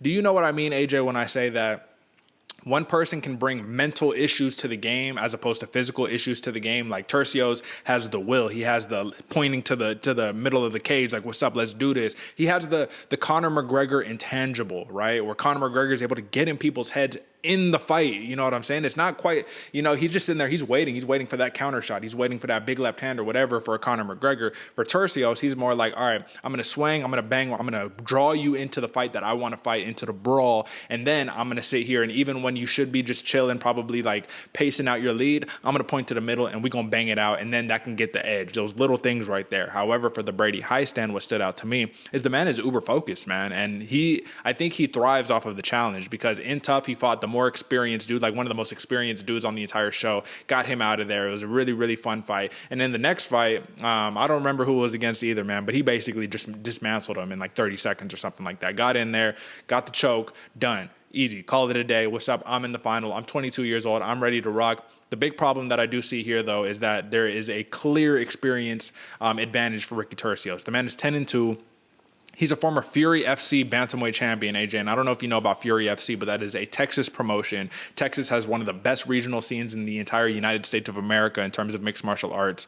And he's just had a higher strength of schedule, man. Multiple regional champs, and he's fought some UFC fighters. So Boston Salmon is who he fought on Dana White Contender Series, which was very impressive. You know what I'm saying? He lost the fight, but that's very impressive against a dude like Salmon, because Salmon's gotten a run against some actual names over there in the UFC.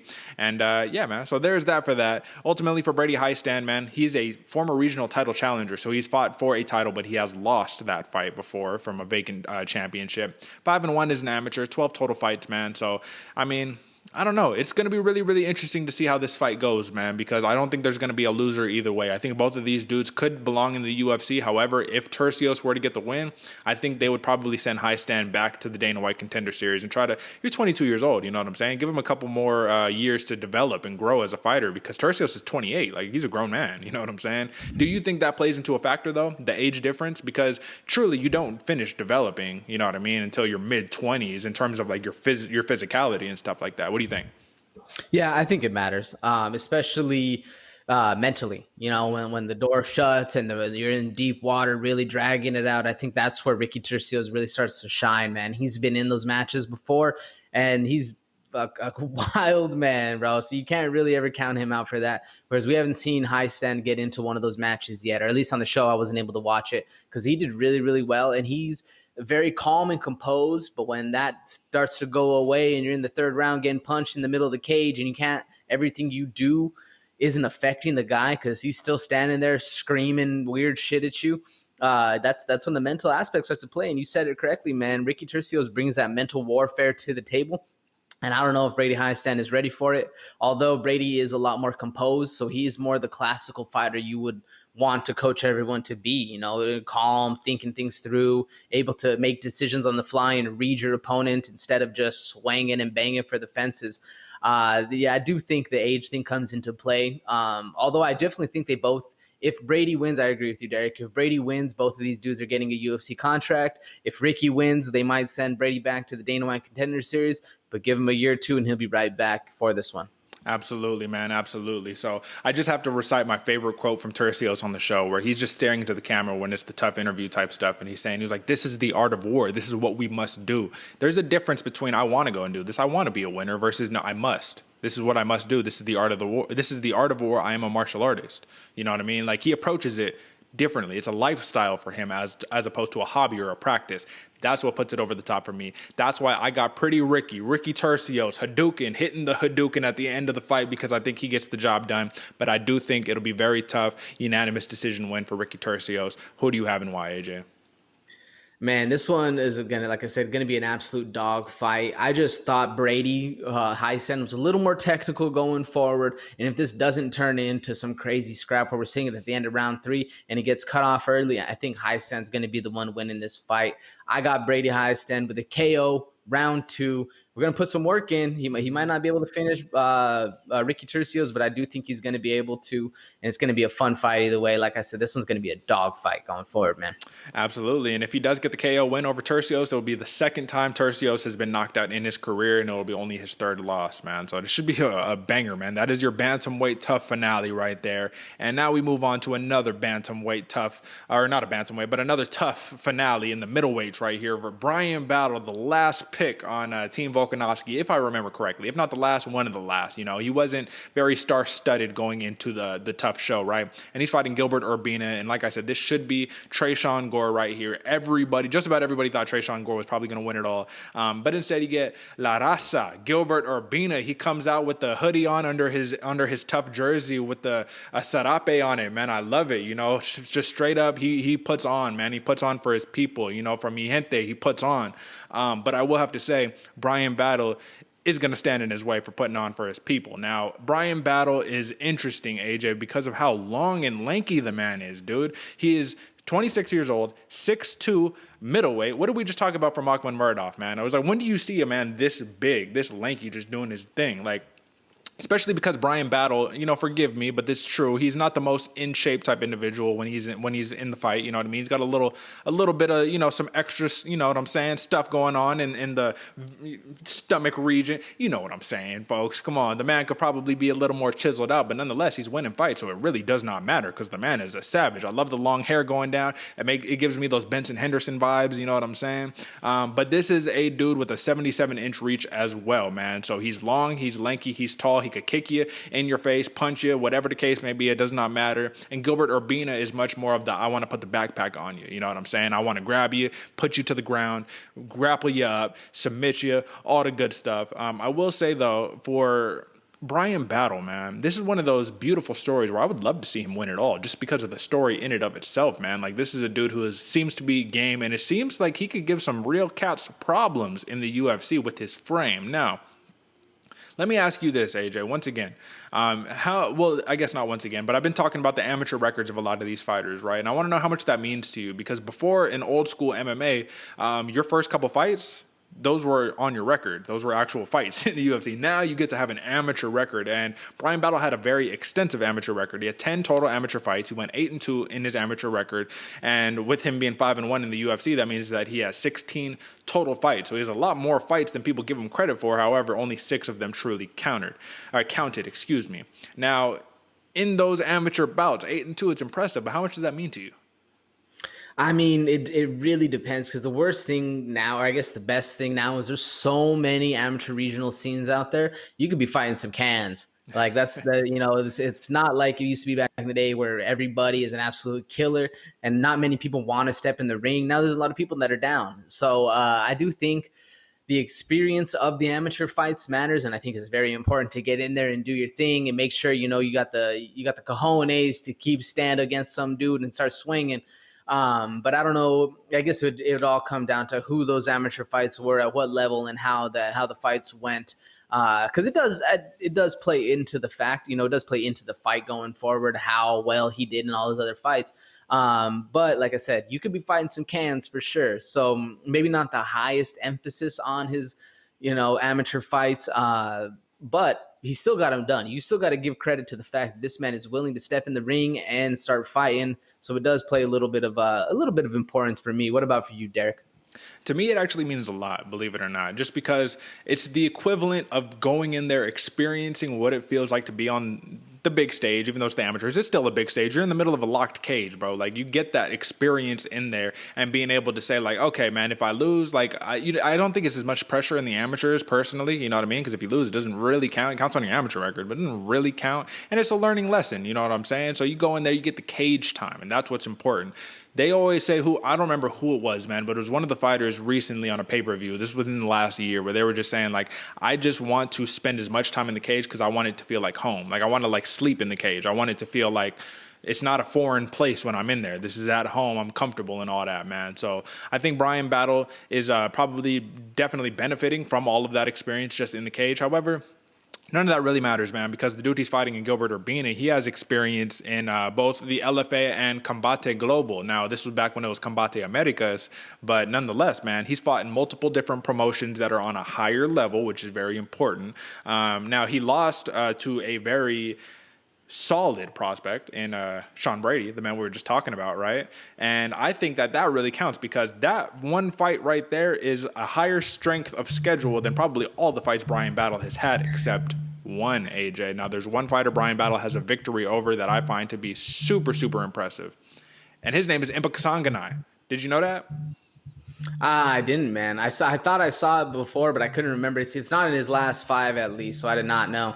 Yeah. Big win, man. And obviously, this is earlier in both of their careers. They're both prospects, clearly. But come on, man. That is huge in terms of just your confidence right there. So it's clear why the man is so confident, why he's in there getting it. You know what I'm saying? Nonetheless, man, 4-fight win streak for Bryan Battle, 1-fight win streak for Gilbert Urbina. But I need to ask you, being that Urbina got knocked out by Tresean Gore in the fight that would have led to the finale for Urbina rightfully earning his spot in the TUF middleweight finale, my question to you is, do you think that, once again, this is another one of those situations, he learned from I just got knocked out, man, and thankfully, praise of the sun, all that good stuff, I'm in the finale, I have to make it count.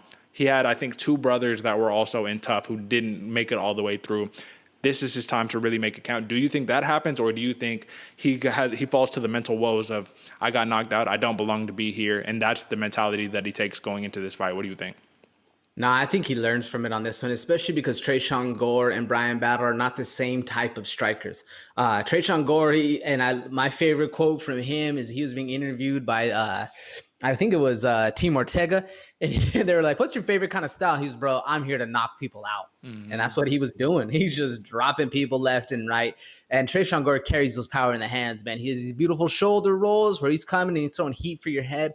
Whereas Bryan Battle, he's got the knees. He's got the kicks. He's going to hurt your body before he hurts your head. And that's why I really, really like Bryan Battle in this fight going forward. He has the length. He's very, very tall. He strikes with purpose.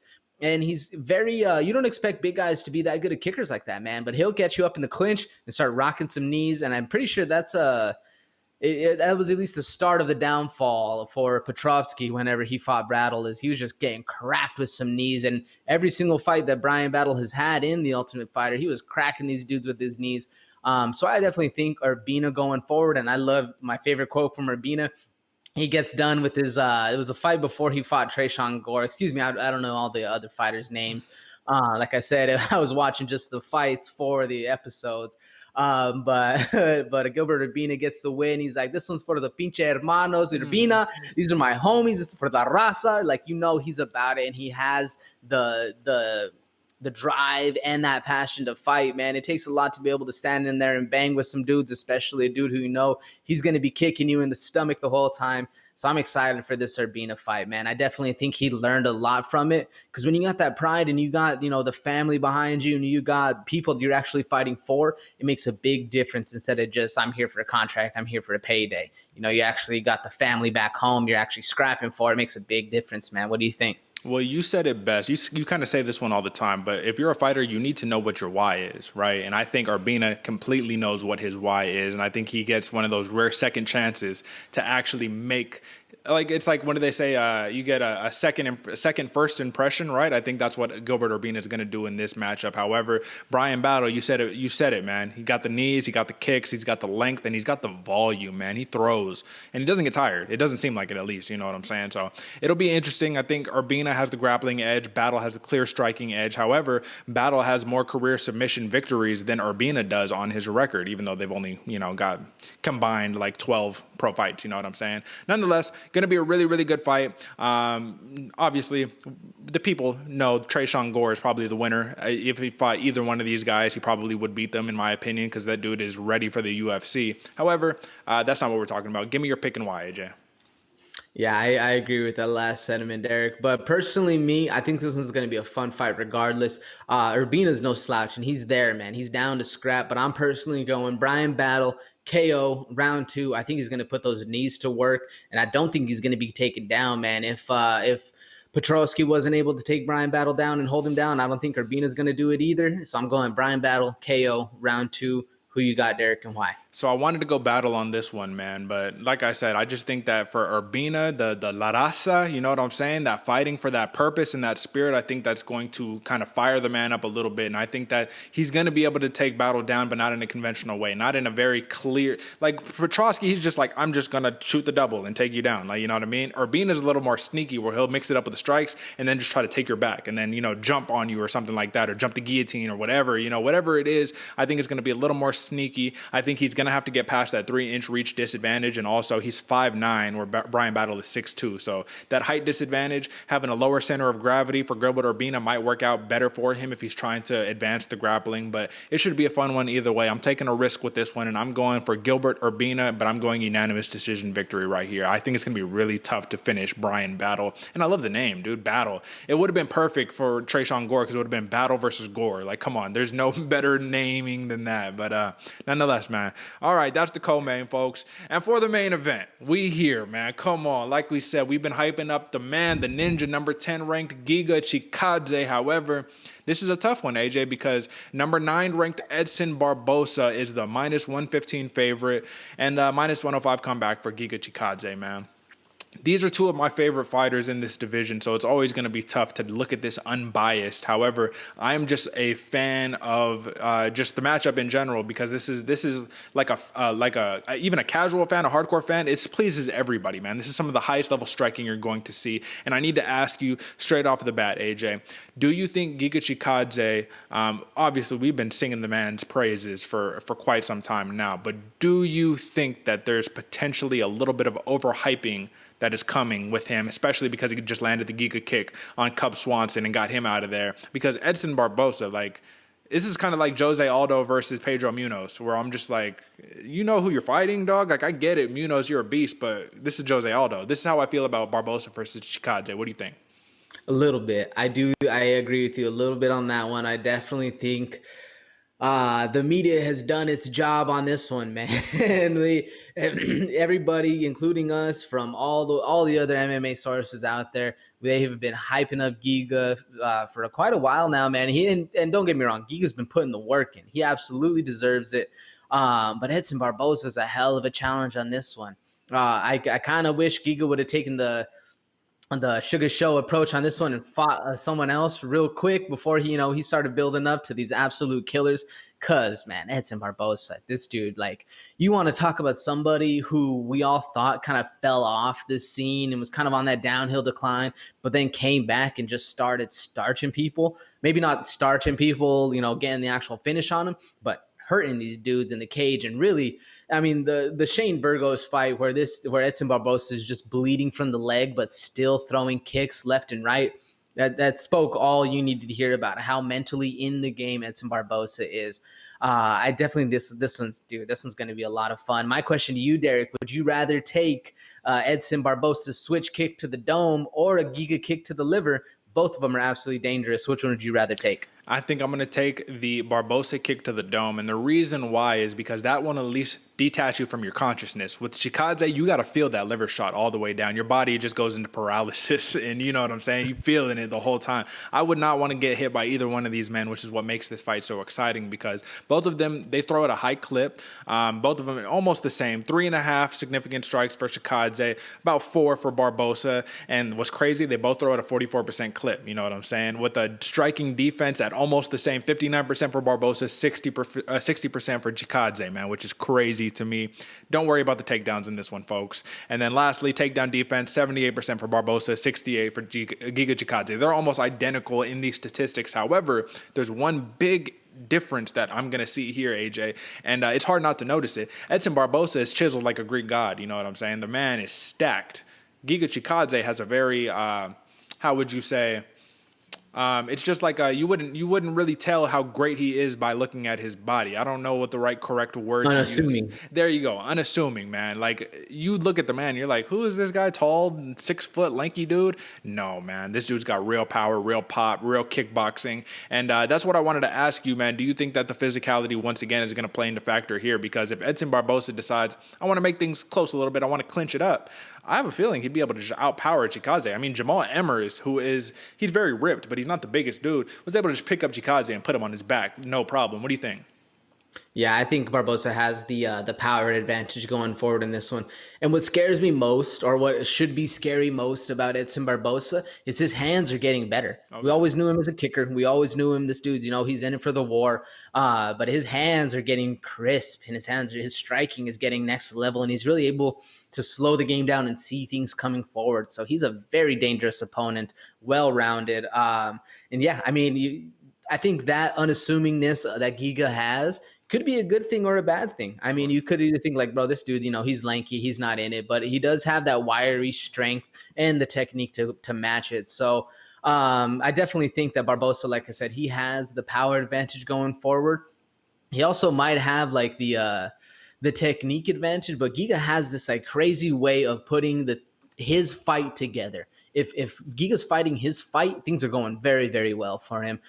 Even if he does get slammed on his head, like you said, by Jamal Emmers, he's still able to turn things around. So I don't know. It's gonna be a fun one either way. Well, I will say that I think that Giga Chikadze clearly has a footwork advantage in this one, man. That's what makes his game so dangerous. Is he's a switch fighter, right? He'll go southpaw, orthodox, switch it back and forth 5 times before just setting you up with different looks and whatnot. Where Edson Barboza is much more of I want to stand in the middle of the cage and I want to methodically just throw that leg kick, throw the body kick, hit you with the punches. The kicks are a big part of his game, and I do say that he does wane as the fight goes on, as does every fighter, but he does it a little more noticeably than most other fighters. However, even though his speed falls off, the power never does. We saw it with Shane Burgos, man, where he just landed, I think it was like a right hook on like the temple of Burgos, and Burgos was just looking at him like, you know what I'm saying? Until he completely just fell back in that delayed knockout, man.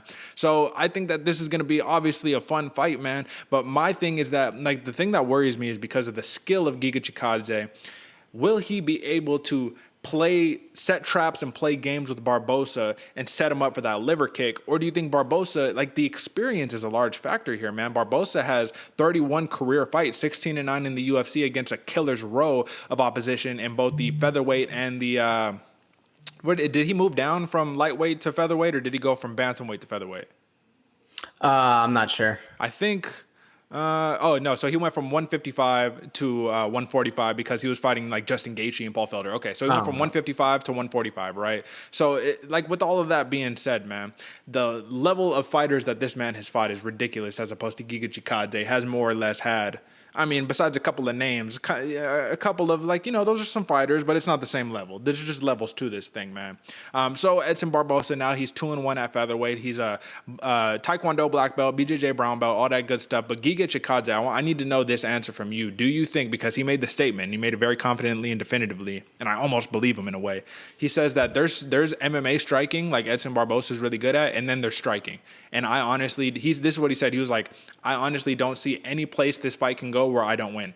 Like he said it just so matter-of-factly and plainly. And he says just ultimately he's a kickboxer, man. He comes from real striking, not MMA striking. So he's saying that he'll be able to just outclass Edson Barboza. And I can kind of almost believe it because Barboza isn't the most technical, you know what I mean? He's more of a stand in front of you and just use that power to his advantage, that speed and all that, as opposed to hitting and not getting hit, because Barboza does get hit. But Chikadze gets hit as well. But do you think Chikadze is it's true in that sentiment where he just thinks he's just overall a better striker than Barboza? I agree with the sentiment that there's MMA striking and then there's striking. And we saw the best case of this is by far 100% the last style bender, Israel Adesanya, when coming from his kickboxing background and the way he's able to fluidly put together strikes, kicks, punches, and the timing that he's able to gauge off these people. Next level. Giga does the same exact thing, man. His timing's impeccable. His footwork, like you noted, is absolutely on point.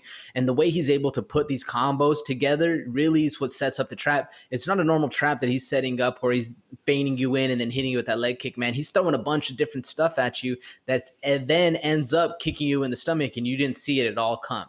I do think the biggest downfall to him, though, is like you were saying before, man, there's a difference between MMA striking and regular striking. And the difference is that MMA, they can always take you to the ground. Mm-hmm. And with that extra little bit in there, I don't know if Barboza is going to implement that strategy going forward.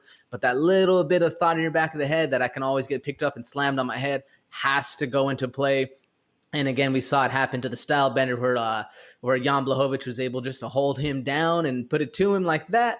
I definitely think that's where those MMA striking can kind of have a little bit of a more of an advantage in at least MMA. Whereas if you're just striking, it's just a striking battle. There is far above levels to that one than the MMA striking going forward. So I agree with the sentiment. I think the one spot that Giga doesn't have or that he could lose the fight in is the calf kicks. Mm-hmm. If Edson Barboza just starts spamming calf kicks left and right, he's a crazy fighter where Edson Barboza doesn't even check his own calf kicks. He's just like, whatever, bro. Like, I'm good. These things are iron down there. I don't need to check anything, but he will throw him back even if it's bleeding. But as far as if Giga can win in any place, it's going to be interesting to see. What do you think? One thing that I did want to make note of is, I mean, I agree with you with the calf kicks and all that stuff, but this could play out like another fight that we saw recently, and I'm blanking on the names right now, but Giga Chikadze is perfectly content with touching you up over the course of 3 rounds. Barboza sits down on his shot, so that's what worries me is that when Barboza loads up, even though he's lightning quick, man, it's so hard to time him because he's so quick, but he's lightning quick, and if he sits down on the shot, then is that when Giga says, okay, you want to sit down? I'm just going to get out the way. Pop, pop, pop, pop, pop. Get it back out the way. You know what I'm saying? Shane Burgos was able to really touch up Barboza's body in the 2nd and 3rd rounds of their last fight. And that's what concerns me because we know one thing about Chikadze is that he's going to hit you to the body to set you up for the head, or he's going to hit you to the head to set you up for the body. It's one of 2 things, man. The hands aren't what you need to concern yourself with for Chikadze as much as you do for his kicks, man. But Barboza, you said it yourself. He's getting nice with the hands. And so he's got the hands, he's got the kicks, and he's got the overall physicality, he's got the experience advantage, all of these things that want to make you signal that he's going to win. But then again, man, that's what makes Giga so dangerous because not only is he very accomplished in his own right, he's also training under Rafael Cordero at King's MMA, which is very important. However, Barboza coming out of American Top Team, so this is going to be one of those good camp grudge matches right there. What is the X factor here, AJ? Before I talk about notable wins and we give our picks, what's the X factor to whoever gets the victory in this matchup to you? Man, that's a very hard question because I would say the X factor going forward would be the ground game for both these guys, but I don't think we're going to see a ground game coming forward. Really, what I think the X factor, at least for Barboza, if he's going to get the win, it's going to be dominance. It's going to not be letting Giga get on his game, get kind of feeling that flow that we always talk about, not letting that happen, and really putting the dominance of I'm the more experienced fighter going forward, and I'm just going to dominate from round 1 to round 5. Wherever the fight goes, this is going to be my ring. I live here. You're a guest. You better take your shoes off. Where if it's for Giga, man, it's going to be that exact thing we're talking about where Edson Barboza, he does like to sit on it. And if Giga can get that timing of Edson Barboza really sitting down on his shot and then he clacks him with the left to the head, that's where it's really going to be. So I think the mental game for Giga going forward, that's going to be his X factor of I need to really not necessarily think on my shots, but get the timing and get the motion and get, like I said, the flow going forward where I'm able just to time a perfect head kick or a perfect body kick, one of those shots that you don't see coming. So I think it's the mental for Giga, really the game plan, the fortitude of staying in the game plan and staying in the flow, where if it's for Edson, he needs to be the bully in this fight going forward. What's your X factors? So my X factor for this matchup specifically comes down to one category, and that's what it is like to be in an absolute war and survive and win. Or even if you lose, not get finished. And Edson Barboza has done that time and time again. He's done that against Paul Felder, where he lost a very controversial split decision. But it was, man, that was war. That was like Rory McDonald versus Robbie Lawler style, where that was absolutely to the trenches, war, bloody messes, all that. We saw that in Shane Burgos' fight, man, where he's going all 3 rounds, even when it looked like Burgos was putting it on Barboza and he was starting to take over. All it takes is one from Barboza because that power transcends all 3 rounds. So Giga Chikadze at the highest level in the UFC has not had to go through those wars. More or less, he's surgically picking apart his people, you know what I'm saying? But if Barboza makes it a war because he's almost non-human in the way that he could take punishment sometimes, that's when it's going to be interesting. When Giga Chikadze lands the Giga kick and Barboza doesn't fall over, then what happens? That's the question that we have to ask because I think it's possible. Even though, listen, man, you hit that liver the right way, everybody is going down. That's not even a question. But nonetheless, it's like when you hit somebody with your best shot and they're like, all right, what's up?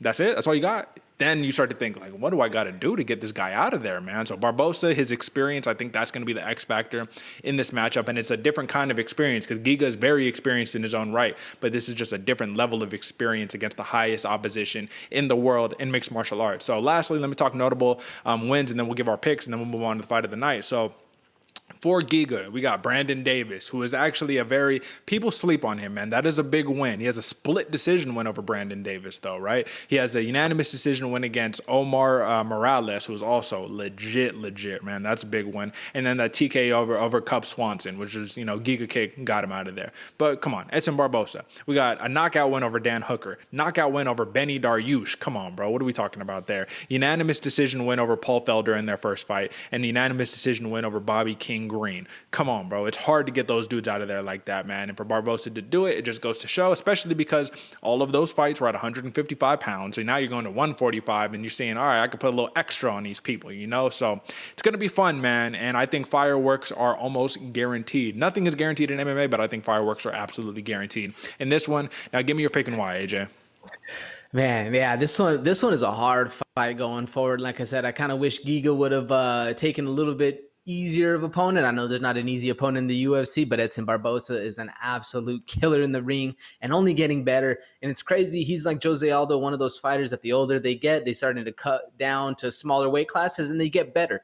They're getting more technical. But even all that said, man, I'm going Giga by decision. I think it's going to be a war. I think he is in store for one of those fights we haven't really seen yet. But I think this one's going to be a really fun one, man. A striking battle back and forth. One of those fights that I love to watch. And I know the fans out there love to watch it. This one is going to be a banger of a fight. I'm going Giga Chikadze by decision. Who you got, Derek, and why? All right, so Giga, if you're watching this, all love, brother, but I gotta go with my guy, Edson Barboza, man. We've been hyping up Giga the Ninja for so long because I do believe firmly in my heart, without a doubt, that Chikadze is going to be a future champion in the featherweight division. If not the featherweight division, maybe he moves down to bantamweight and maybe he can get something going there. Nonetheless, I gotta go with my guy, Edson Barboza, and I'm taking the same approach that I did when I picked Jose Aldo over Pedro Munoz. Everybody loves the new hot commodity, the new thing on the block, the new thing that's supposed to be taking over MMA, but you forget about the tried, the true, the time-tested Edson Barboza and what he's been able to accomplish time after time after time. Even the same way as Jose Aldo had a little losing streak, then popped right back up. These dudes are fighting the best in the world. So for that reason, I think Edson Barboza, he's gonna like, when you hit him, it's probably gonna be like hitting concrete, man. You know what I'm saying? The man is tough, he's durable, he's got so much power, so much speed, and those calf kicks are gonna be a real problem because all it takes are one or two to get that leg really compromised from an Edson Barboza. So I'm going a decision victory for Edson Barboza. I almost wanted to go with TKO because I think that power might be a little bit too much. However, I think Giga is game, and I think he'll be able to have a really great showing. Both of their stocks, I do believe, will rise at the end of this fight. But if Edson Barboza definitively gets a win or a finish over Giga Chikadze, I think that puts him up into the top 5 of the featherweight division and has him knocking on the door for a title shot. Because even though Giga isn't the big name, I think people do truly respect, if you're a fan, like the fans fan, like, you know what I mean, the hardcores, they truly respect the skill, the striking capabilities Chikadze brings to the table. But like I said, don't be mad, brother. Edson Barboza, we going unanimous decision victory or some type of, decision. I think it goes to a judge's decision. But nonetheless, that is the main card, folks. So listen, man, it's going to be a fun one. Definitely tune in. And before we move on, folks, drop a like, subscribe, all the good stuff. Come on, man. We're doing this week in and week out. This is episode 75. AJ, before we move on really quickly, man, episode 75, brother, that's a big time news right there, man. And I do think it's important to notice that, listen, doing this week in and week out, we've only been seeing our fan base, you know what I'm saying, the people who rock with us, the supporters, exponentially grow week in and week out. And for that, we always must say thank you, because without you, there is no us. But nonetheless, man, without these fighters that are over here really putting it on the line each and every week, we'd have nothing to talk about, man. So all love to the sport of just combat sports in general, man. This is why we do this. We love it. This is a different level of sports, man. We could be talking about NBA or NFL, right? But there's nothing as visceral. There's nothing as grimy. There's nothing that touches you, in that sweet spot than mixed martial arts, man. So with that being said, AJ, fight of the night, brother. We got a lot to pick from. I want to know who you got, man. Let's move on to it. Who is your fight of the night for UFC Fight Night 196? Man, fight of the night. Now, I know earlier I said if it stays standing with Kevin Lee and D-Rod, we might see a fight of the night there. But me personally, man, I'm going with the scrappy pretty boy Ricky Turcios versus Brady Hiestand. Man, I think that one's going to be a lot of fun. These dudes are fighting at 135, so the pace is going to be there. The action is going to be there. And anytime you got Ricky Turcios fighting, man, you know that chaos is going to be there. It's going to be very entertaining. And like I said, man, I think that one's going to be a lot of fun up and down. It's going to be a battle, and we got a dogfight on our hands. That's the one I'm choosing for fight of the night. What about you, Derek? Who you got and why?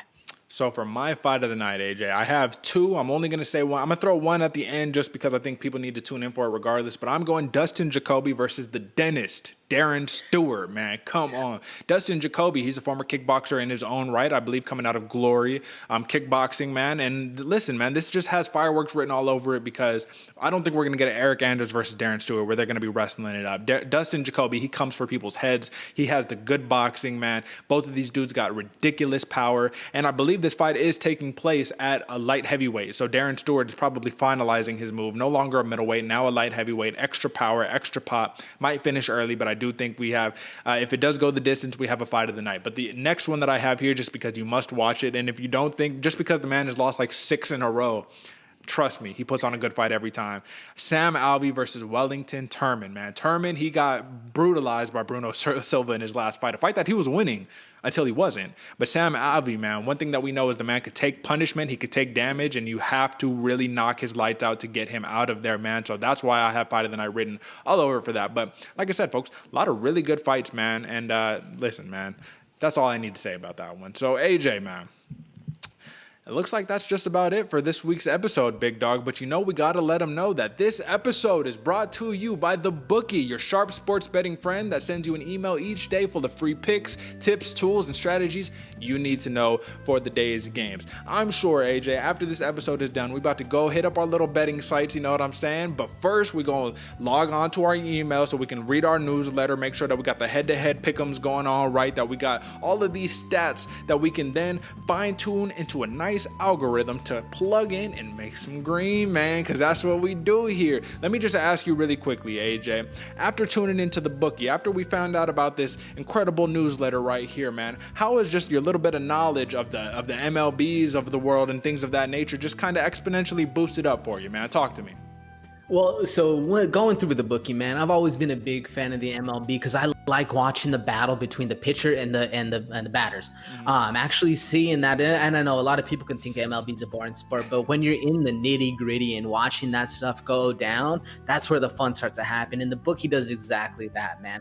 They provide those little stats, those in-depth stats that you don't really know of and you don't really think about, but they make it so simple that it's literally everybody can understand it. You read their little synopsis they have on the daily email, and you're like, oh, that's what this means.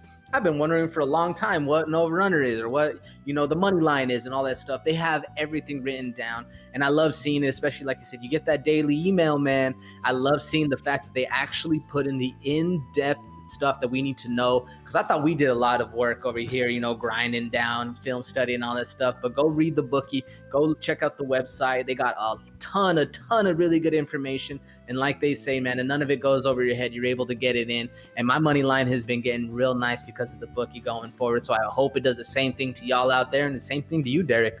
Absolutely, man. So I will just have to say, folks, if you like to make money, that's where you need to go, man. If you're coming for the MMA, you come here. We get the MMA picks going on. You want your MLBs and all that other good stuff, you head over to The Bookie. And listen, man, it's as simple as this: www.thebookie.co. That is www.thebookie.co. It's simple. If you're listening, I spelled it out phonetically for you. If you're watching it, it's right there. And right underneath it, folks, is a little nice button that says subscribe. So that's what you need to do. You dig? You need to subscribe. You need to like, and go tell your friends, tell your grandma, tell whoever you need to go and tell to get into the combat sports scene and to go check it out on ESPN. The TUF 29 finale, Barboza versus Giga Chikadze preview right here, Fight Night 196, the whole gambit, man. You already know what time it is. So that is it for us, folks. And until next time, catch us back Mondays and Fridays at 8 a.m. Until next time, folks.